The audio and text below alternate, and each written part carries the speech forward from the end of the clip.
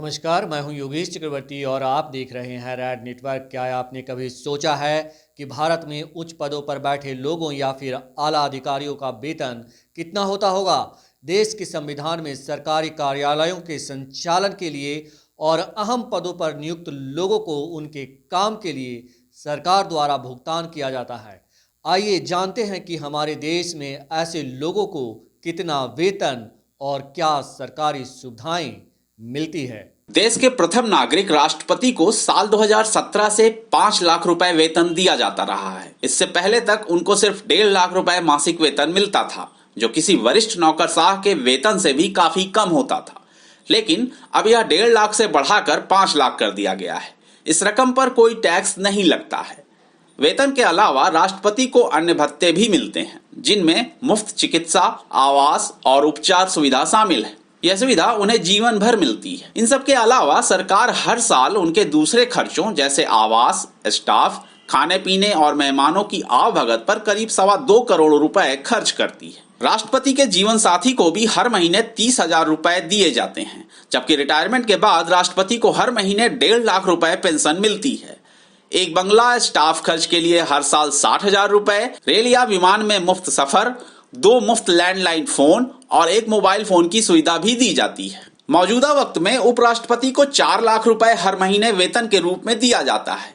इससे पहले उपराष्ट्रपति को 1.5 लाख रुपए मिला करते थे। मेंबर्स ऑफ पार्लियामेंट एक्ट 1954 के तहत वेतन, अलाउंस और पेंशन में साल 2018 में संशोधन हुआ, जिसके बाद इनके वेतन में इजाफा किया गया। देश के प्रधानमंत्री का मासिक वेतन 1,65,000 रुपए है। इसमें वेतन 50,000 रुपए, निर्वाचन क्षेत्र भत्ता 45,000 रुपए, रोज का भत्ता 2,000 रुपए यानी हर महीने 65,000 रुपए और व्यय भत्ता 3,000 रुपए है।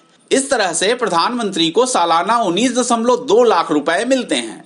यहाँ हैरानी की बात यह है कि प्रधानमंत्री का वेतन एक कैबिनेट सचिव, दिल्ली के विधायक और दुनिया के अन्य देशों के राष्ट्राध्यक्षों के मुकाबले बेहद कम है। हालांकि इसके अलावा प्रधानमंत्री को नई दिल्ली के 7 लोक कल्याण मार्ग का बंगला, पर्सनल स्टाफ, स्पेशल सुरक्षा वाली लेमोजिन कार, एसपीजी की सुरक्षा, एक स्पेशल जेट और कुछ अन्य सुविधाएं भी मिलती हैं।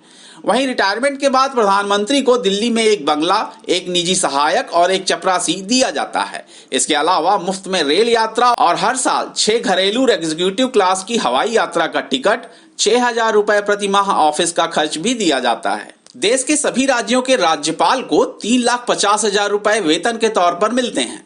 इसके अलावा राज्यपाल को कई सुविधाएं भी मिलती हैं, जिनमें चिकित्सा सुविधा, आवासीय सुविधा, यात्रा सुविधा, फोन और बिजली का खर्च आदि शामिल है। यही नहीं, राज्यपाल और उनके परिवार को जीवन भर मुफ्त चिकित्सा सुविधा भी मिलती है। ज्यादा वेतन देने वाले राज्यों में तेलंगाना सबसे आगे है। यहाँ विधायकों का वेतन 2.5 लाख रुपए प्रति माह है। उसके बाद दूसरे नंबर पर दिल्ली के विधायक हैं, जिन्हें 2.1 लाख रुपए प्रति माह वेतन मिलता है। 2015 से पहले तक दिल्ली के विधायकों का वेतन 88,000 रुपए हुआ करता था। इसके अलावा यूपी के विधायकों को 1.87 लाख रुपए, महाराष्ट्र में 1.70 लाख रुपए, जम्मू कश्मीर में 1.60 लाख रुपए और उत्तराखंड में विधायकों का वेतन 1.60 लाख रुपए प्रति माह मिलता है। भारत में कुल 4,120 विधायक हैं। विधायकों को हर महीने वेतन के अलावा क्षेत्र के विकास के लिए फंड दिया जाता है, जो हर साल 1 करोड़ रुपए से लेकर 4 करोड़ रुपए तक होता है। राज्यों के मुख्यमंत्रियों के वेतन की बात करें तो हर राज्य के मुख्यमंत्रियों का वेतन अलग अलग है। किसी भी राज्य के मुख्यमंत्रियों का वेतन उस राज्य की विधानसभा तय करती है और मुख्यमंत्रियों का वेतन हर 10 साल में बढ़ता है। इस समय तेलंगाना में मुख्यमंत्री का वेतन 4,10,000 रुपए, दिल्ली में 3,90,000 रुपए, उत्तर प्रदेश में 3,65,000 रुपए, महाराष्ट्र में 3,40,000 रुपए, आंध्र प्रदेश में 3,35,000 रुपए, गुजरात में 3,21,000, हिमाचल प्रदेश में 3,10,000 रुपए है।